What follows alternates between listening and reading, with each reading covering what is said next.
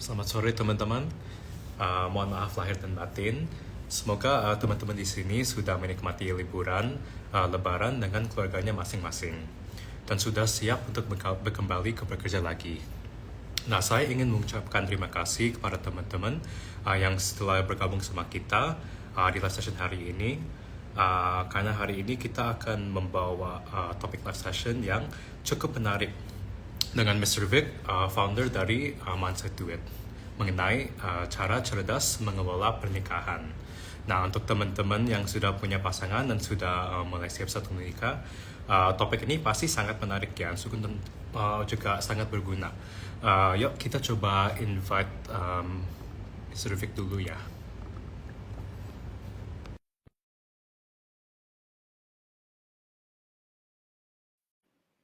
Oke.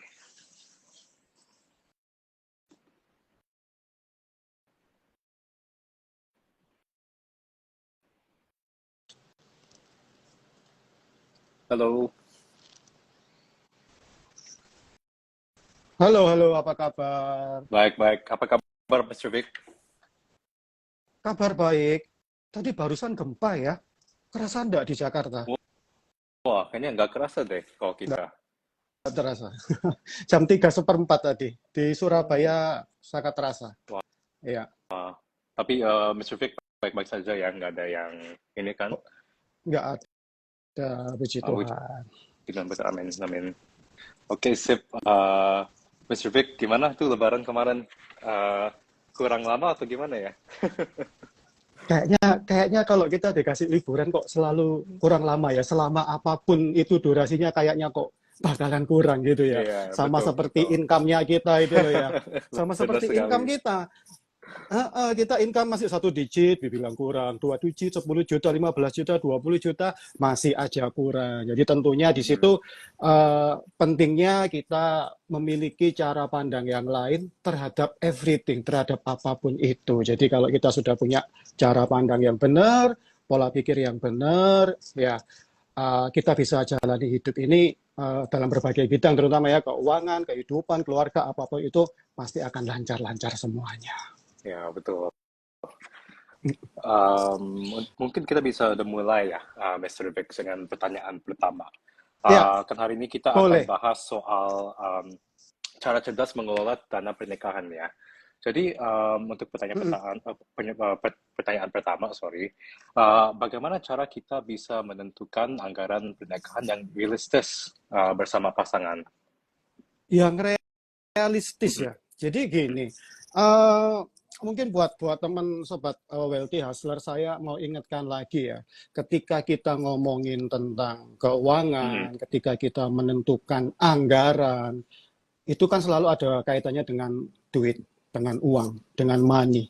Dan setiap hal yang berhubungan dengan uang itu pasti melibatkan yang namanya emosi. Mhm. Ya, jadi dua hal itu selalu tidak bisa diuraikan gitu ya, karena memang keterkaitannya satu sama lain itu sangat kuat sekali. Nah, sekarang kita ngomongin pernikahan nih, kita sudah Mhm. ngomongin duit, kita ngomongin emosi. Nah, di dalam pernikahan itu ada juga yang namanya love kan, and commitment gitu loh.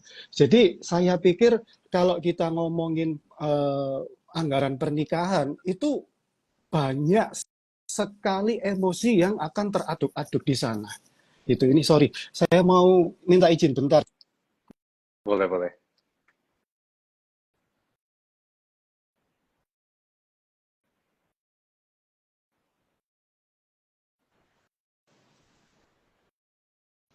Halo, Oke, Mr. Vic. I'm back.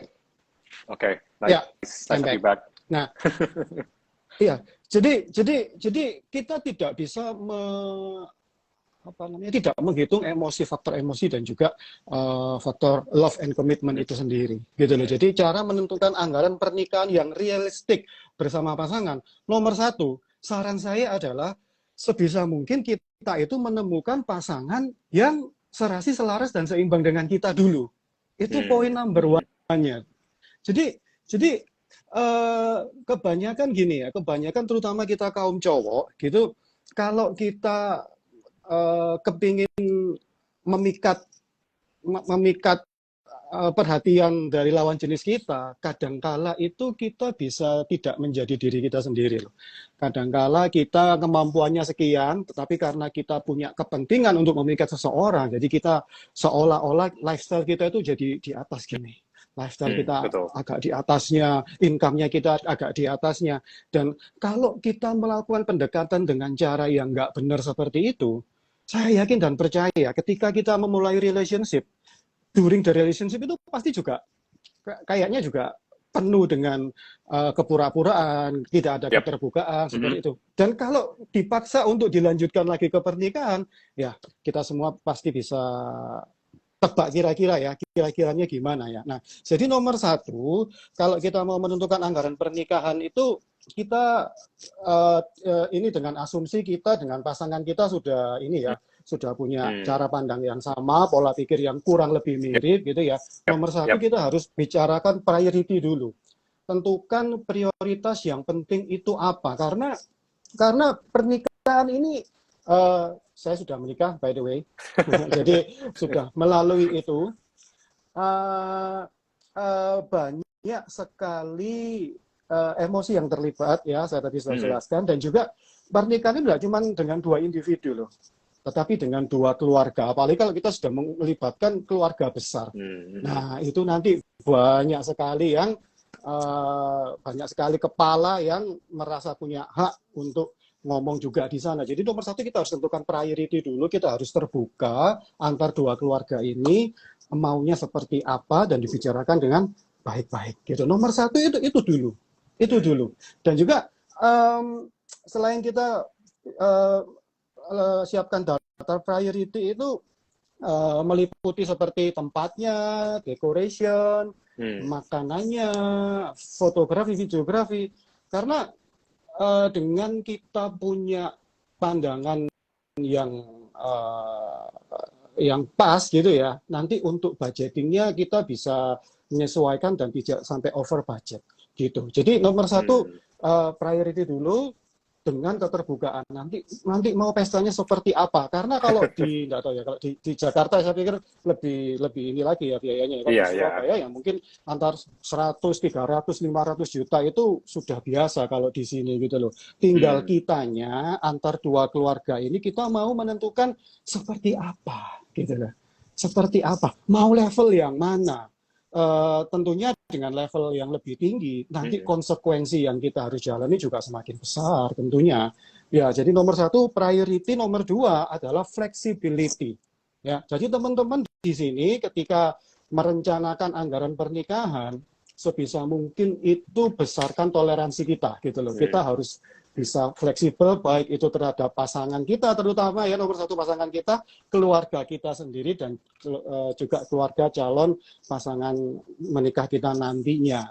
Seperti itu. Jadi saya nggak terlalu ngomongin teknik ya di sini ya, karena kalau kita ngomongin teknik seperti ya nabung apa segala macam tanpa dengan fundamental yang kuat, saya pikir kok percuma gitu ya. Yang jelas itu kita harus punya pondasi dasarnya dulu yang kuat, nanti seperti ini, prioritasnya seperti ini, baru nanti teknisnya yang caranya gimana, sisihkan gaji, sisihkan apa, saya yakin dan percaya. Kalau teman-teman di sini sudah punya fundamental yang kuat, nanti teknisnya akan nemu-nemu sendiri kok. Seperti itu. Jadi gitu ya, priority dulu, terus toleransi sama flexibility. Itu yang menurut saya itu tidak bisa ditawar. Wow, such Itu really good teman-teman. insight sih. Jadi yang penting juga harus beneran transparent ya, sama juga ini nggak boleh keras kepala banget kan. Ini juga mungkin untuk marriage ke depannya juga nanti beneran susah kan kalau misalnya keras kepala terus, harus fleksibel ya gitu. Iya, flexibility itu poin yang sangat penting sekali. Oke, dan juga mungkin Mr. Victor juga bisa kasih apa saja tips efektif untuk menabung demi hari pernikahan. Nah, ini sekarang kita masuk teknisnya ya. Jadi kalau tadi itu mindset-nya, pola pikirnya, cara pandangnya gitu ya. Jadi buat teman-teman wealthy hustlers di sini terutama saya lebih seneng merekonstruksi pondasinya daripada teknisnya gitu ya. Jadi kalau ibaratnya gini ya, kan banyak loh, hampir semua orang, hampir banyak orang itu mengalami masalah kelebihan berat badan. Salah contohnya ya saya juga ya. Ketika kita ketemu orang yang badannya fit itu kan kita selalu tanya, cara dietnya gimana, cara ininya gimana. Tapi kita seringkali melupakan alasan kenapa kok kita harus punya badan fit, kenapa harus punya badan sehat. Nah, seperti sekarang ini, saya juga mau ngajak teman-teman di sini yang nonton, ya, baik Wealthy Hustler maupun teman-teman dari Saya Kaya, bahwa kita sebelum kita menerapkan teknis-teknis nanti yang akan saya bagikan, ya, sebisa mungkin kita benahin dulu mindset tentang keuangan kita. Barangkali ada yang pondasinya ada yang keliru, ada yang harus dibenahin dulu, seperti itu ya teman-teman ya, setuju ya. Jadi nggak cuman menerapkan teknisnya. Kalau kita ngomongin teknis, kalau kita sudah kehilangan motivasi ataupun kita sudah merasa di titik jenuh, saya yakin pasti nanti tidak akan bisa rutin dilakukan, nggak akan bisa disiplin. Nah, jadi untuk tips efektif menabung demi hari pernikahan, nomor 1, sebisa mungkin itu kita menyiapkan sedini mungkin, gitu ya. Sepanjang mungkin waktu yang kita punya untuk persiapan, otomatis kontribusi bulanan untuk kita nabung maupun kita berinvestasi itu akan semakin bisa lebih kecil gitu ya. Kalaupun kita nggak milih yang lebih kecil, tapi nominal yang sama, nanti yang terkumpulnya bisa lebih banyak. Jadi seperti itu ya. Jadi teman-teman, faktor waktu di sini itu sangat berpengaruh sekali teman-teman. Jadi kalau buat teman-teman di sini yang nggak ngebet gitu ya, yang nggak buru-buru, kalau bahasa Jawanya itu nggak kebelet, nah gitu ya. Jadi masih punya waktu 2, 3 atau 5 tahun lagi, itu akan sangat membantu sekali teman-teman. Ya, nomor 1 itu ya, mulai siapkan sedini mungkin, karena itu akan bring our advantages yang banyak sekali. Nah, kalau sudah kita mulai, kita juga harus disiplin menabung rutin. Itu nggak bisa dilawar juga, karena tanpa kedisiplinan ya kita nanti akan sama yang saya katakan tadi itu, kita nggak akan disiplin, kita akan berhenti di tengah-tengah. Justru itu ya nanti akan membuat rencana kita semua ini amburadul gitu loh. Nah, jadi teman-teman di sini kalau mau nabung, enaknya nabung berapa? Misal 1 juta, 2 juta, 3 juta. Sebisa mungkin ya, tadi kan sudah menyiapkan anggaran yang realistik. Nah, jadi kalau memang itu realistik, berdasarkan apa, Mister? Berdasarkan income kalian berdua. Kalau memang nanti sumber dana pernikahannya itu dari income kedua pasangan ini, gitu loh. Kalaupun nanti ada sumbangan dari keluarga besar, ya puji Tuhan, alhamdulillah. Tapi sebaiknya, ya karena itu juga salah satu sumber juga ya. Tapi sebisa mungkin kita siapkan serealistis mungkin. Nah, karena itu akan berpengaruh dengan persiapan kita bulanannya gitu loh. Jadi kalau kita dengan semangat yang menggebu-gebu, sama seperti halnya kalau kita kepingin memulai hidup sehat dengan jalan kaki misalkan. Oke, saya mau 20.000 langkah 1 hari. Ya, mungkin di hari ketiga mungkin masih bisa, tetapi di hari keempat, karena badan kita belum terbiasa, mungkin kaki kita sudah harus dipijat lagi gitu loh, dan harus pemulihan, harus recovery. Sama seperti kita menyiapkan nabung bulanan, teman-teman. Jadi sebisa mungkin itu tentukan nominalnya itu yang tidak memberatkan kita dan pasangan kita. Gitu, yang bisa kita lakukan selama sampai tujuan keuangan kita ini terjadi. Gitu. Nomor 2 itu ya, tentukan find the balance lah istilahnya lah, antara kebutuhan dan keinginan kita gitu kan ya. Nah, keinginan kita, kalau kita punya tujuan keuangan misalkan in 2 years gitu ya, ya mungkin nontonnya dikurangin dulu, makan di luarnya dikurangin dulu, karena kita punya tujuan yang lebih besar daripada cuman happy di malam minggu. Nah, karena kita sudah komitmen untuk nabung rutin bulanan, yang ketiga kita juga harus menghemat pengeluaran. Percaya atau enggak, selain saya financial planner, saya juga pakai tools digital marketing ya. Jadi di tahun 2024 awal lalu, itu saya review kembali gitu loh. Email-email yang masuk, subscription terhadap tools digital marketing yang saya sudah nggak pakai tetapi masih billingnya jalan, itu saya cancel semua dan otomatis boom, ada uang ekstra di rekening saya. Jadi saya juga sarankan yang sama terhadap teman-teman di sini. Mungkin ada membership gym atau mungkin aplikasi di HP gitu ya, subscription yang teman-teman sudah nggak pakai atau teman-teman jarang untuk pakai itu, sebaiknya di cancel atau di stop.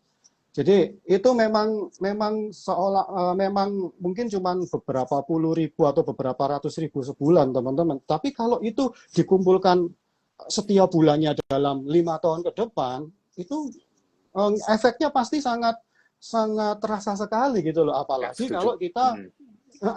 kalau kita taruh uang kita itu tidak cuma ditabung di tempat menabung kita rekening tabungan pada umumnya ya, tetapi kalau kita bisa alokasikan itu, kita belikan aset seperti di reksadana ataupun instrumen investasi lainnya gitu ya, kita juga akan melihat uang kita ini bertumbuh gitu loh, dan yang akhirnya kita bisa capai tujuan keuangan kita minimal tepat waktu gitulah.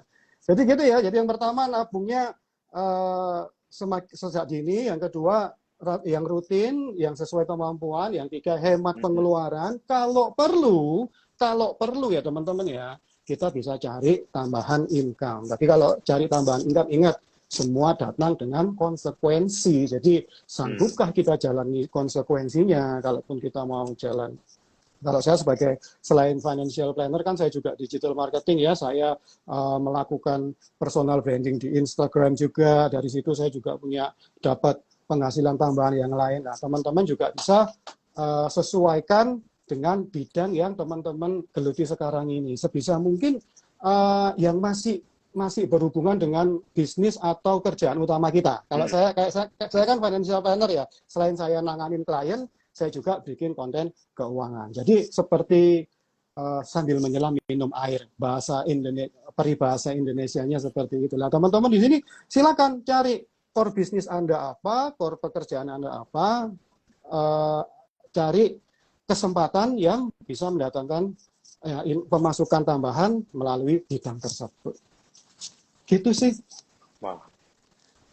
Ya, tapi penting harus terkait sama kemampuan ya, sama teman-temannya juga harus sangat disiplin kalau kayak tadi seperti Mr. Vic bilang, untuk saving money untuk yang pernikahan ya.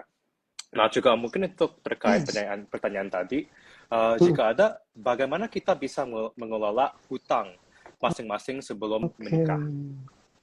Nah, ini teman-teman, banyak juga klien saya itu yang dikasih kejutan gitu ya, setelah mereka melakukan pernikahan 1 bulan, 2 bulan, 3 bulan, 6 bulan. Ada surprise ya, tapi bukan dalam positif, tetapi surprise yang negatif. Ya, itu pasangannya ada terjerat tanggungan sekian yang tidak disampaikan sebelum pernikahan. Rasanya sih mirip-mirip. Kalau ini dibuka sebelum menikah, bisa-bisa pernikahannya batal, bisa-bisa seperti ini. Ya, kalau yang namanya reason itu pasti kan banyak kan ya. Tapi apapun itu ya, ya sudah. Kalaupun itu memang sudah terjadi, kalaupun itu belum terjadi, kita bisa saling terbuka satu sama lain. Aku punya tanggungan seperti ini, jadi gimana?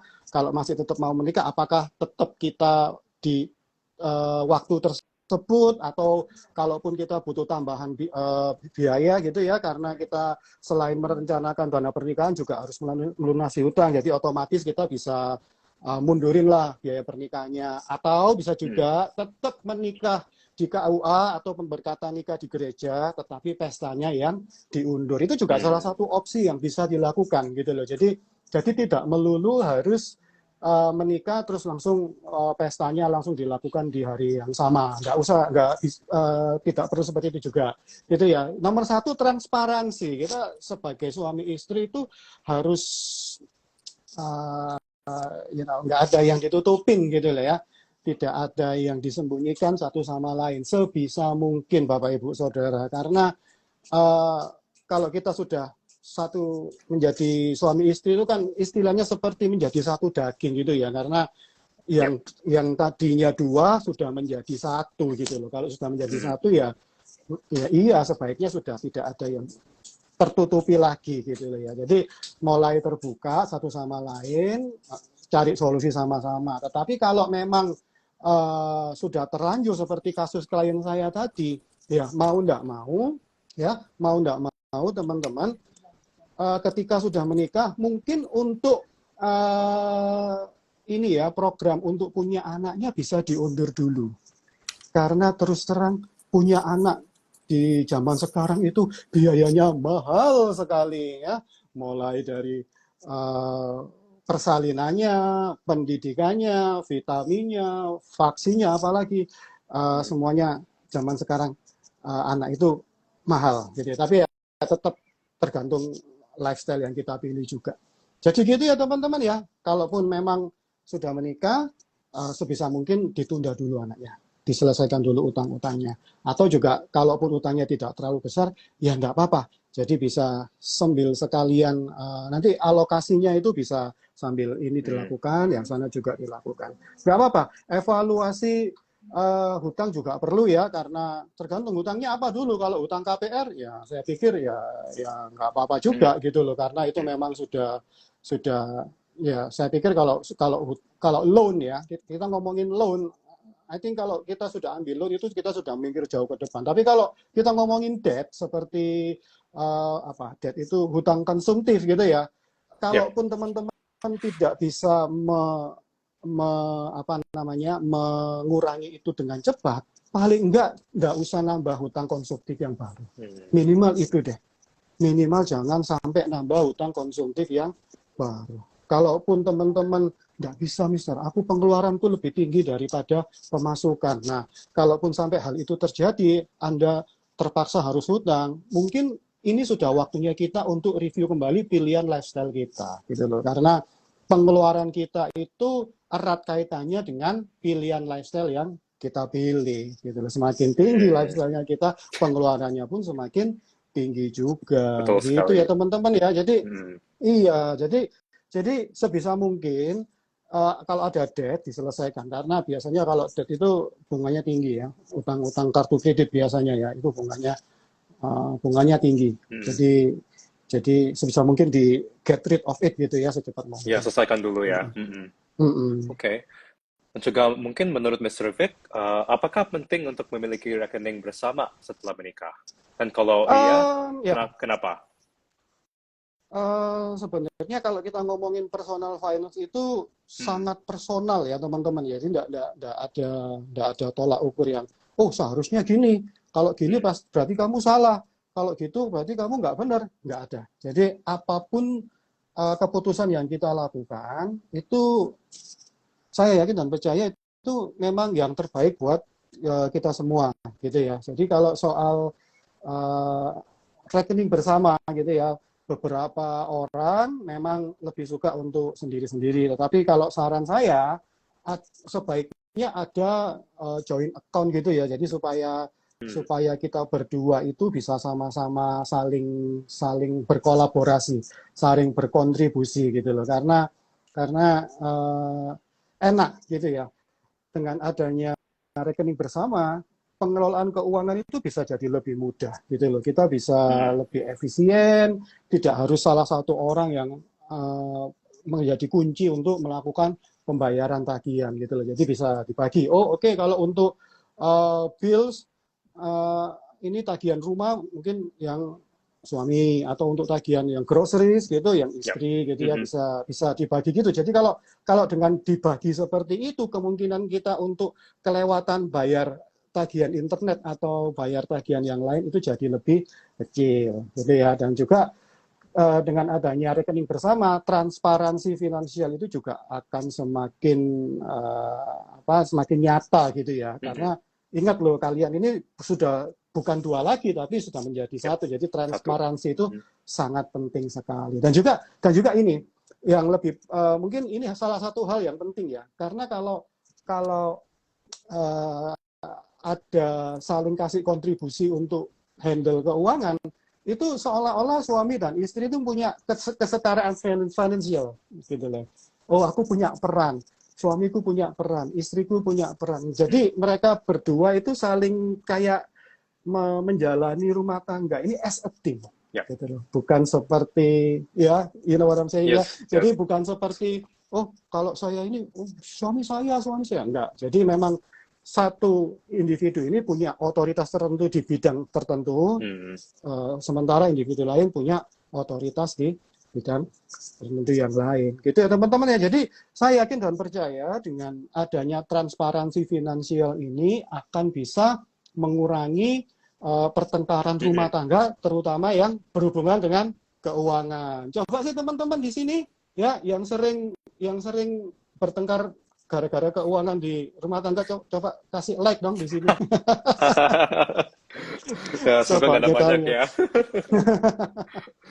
Kayaknya iya teman-teman yang komen ini saya tadi lihat kok juga enggak berapa banyak. Mungkin sambil di jalan sambil ini mungkin ya.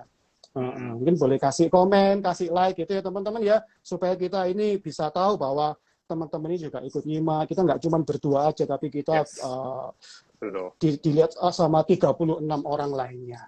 Iya.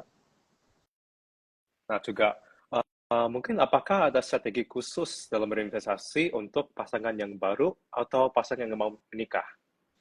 Strategi investasi yang khusus.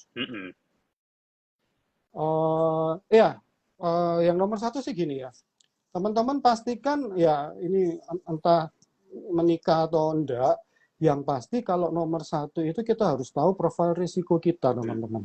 Ya jadi dengan adanya dengan kita tahu profil risiko, kita itu bisa memilih instrumen apa sih yang kira-kira cocok sama kita gitu, sama saya dan pasangan gitu ya. Karena kalau enggak ya apapun yang kita lakukan nanti serba salah loh.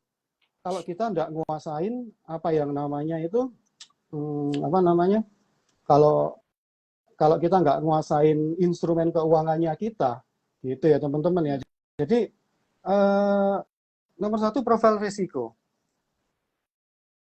Kayaknya kalau di aplikasi saya kayak ada ini ya, bisa menentukan sesuai dengan profil risikonya kita ya. Jadi itu sangat membantu sekali buat teman-teman di sini, terutama buat teman-teman yang masih nol dalam berinvestasi gitu loh. Jangan masukkan uang kita seberapa kecil pun atau seberapa banyak pun ke instrumen yang kita nggak kuasai dan kita nggak pahami gitu loh. Karena kita melakukan investasi ini supaya kita bisa mengamankan masa depan kita.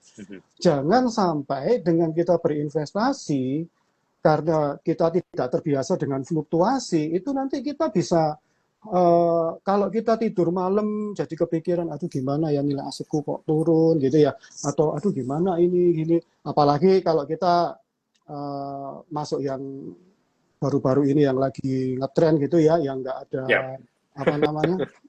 nggak ada underlying asetnya gitu ya. Nah, kalau teman-teman di sini nomor satu, kalaupun mau coba-coba penasaran nggak apa-apa, tapi always know your limit gitu ya. Always know your limit. Jangan sampai dilanggar limit itu kalau mau coba-coba. Tetapi kalau mau memang menyiapkan masa depan yang penuh harapan, sebisa mungkin teman-teman kuasain dulu cara kerja instrumen investasinya ini seperti apa. Nah, buat teman-teman ini saya yakin wealthy hustlers di sini ya, teman-teman mindset duit di sini itu kebanyakan para pekerja maupun bisnismen gitu ya, baik digital maupun bisnis konvensional, yang waktunya itu aduh boro-boro investasi mister, mikirin invoice aja nggak dibayar-bayar kan gitu kan ya. Banyak teman-teman yang gitu saya pikir ya. Nah, kalau buat teman-teman yang memang nggak bisa mengalokasikan waktunya untuk pantau market, untuk baca berita, untuk analisa, teman-teman di sini bisa langsung pilih instrumen reksadana, karena kalau kita investasi di reksadana itu ada manajer investasi yang akan kelolain dana kita gitu loh. Jadi teman-teman di sini bisa tetap berinvestasi tanpa teman-teman di sini menjalankan konsekuensinya yang pantengin market, harus pilih mana-mana harus yang masuk banyak di research ya. mana. Iya, gitu. Jadi teman-teman di satu sisi teman-teman tetap bisa yang tadi itu hemat, plus teman-teman bisa kerja lebih giat lagi. Nah, dengan teman-teman kerja lebih giat lagi, otomatis kontribusi bulanan investasinya kan lebih gede tuh ya. Nah, teman-teman nggak usah pusingin investasinya. Karena nanti investasinya kita, kalau memang teman-teman masih belum tahu instrumen investasi, saya sarankan masuk di reksadana. Di situ sudah ada manajer investasi yang akan kelolain dananya kita seprofesional mungkin, semaksimal mungkin. Betul sekali. Okay, so thank you so much, Mr. Vic, untuk all of your advice and your tips, especially untuk kayak siapan pernikahan. Mungkin untuk closing live session hari ini, mungkin kira-kira Mr. Vic ada pesan terakhir nggak untuk teman-teman yang mungkin mau mulai investasi di reksadana, juga mungkin harus kayak mereka lakukan langkah apa aja gitu. Ya. Jadi kalau kita mau punya tujuan keuangan di masa depan, kita tidak bisa lepas dari namanya investasi. Nah, kalau mau teman-teman di sini yang masih belum paham, saya nggak tahu apa-apa, Mister, nggak apa-apa.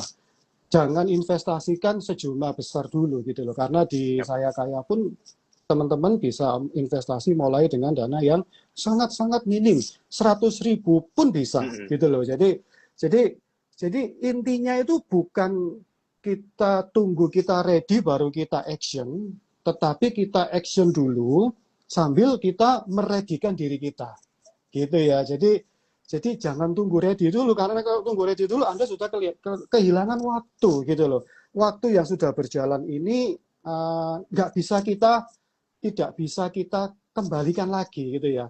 Kalau kita kehilangan uang, misalkan kita melakukan kesalahan keputusan finansial di masa lalu, gitu ya. Kita kehilangan uang, kita masih bisa cari pengganti uang tersebut. Tapi kalau kita sudah kehilangan waktu, teman-teman, itu akan hilang selamanya. Gitu ya. Jadi buat teman-teman di sini, terutama yang belum berinvestasi ataupun mau melakukan diversifikasi investasi, saya sarankan pilih di reksadana. Reksadana ada macam-macam produknya, teman-teman bisa langsung install aplikasi Saya Kaya. Jangan lupa masukkan kode referral Mindset Duit ya.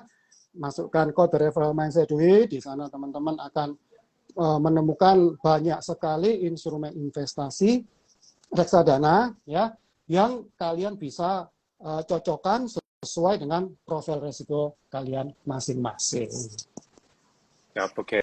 Thank you so much, Mr. Vic. Thank you for your time. Thank you for being here. Terima kasih udah juga promosikan untuk kode referralnya juga. So teman-teman jangan lupa ya untuk kode referralnya tadi si Mr. Vic bilang yang Mindset Duit. Okay, thank you so much guys. Thank you for coming out, hang out.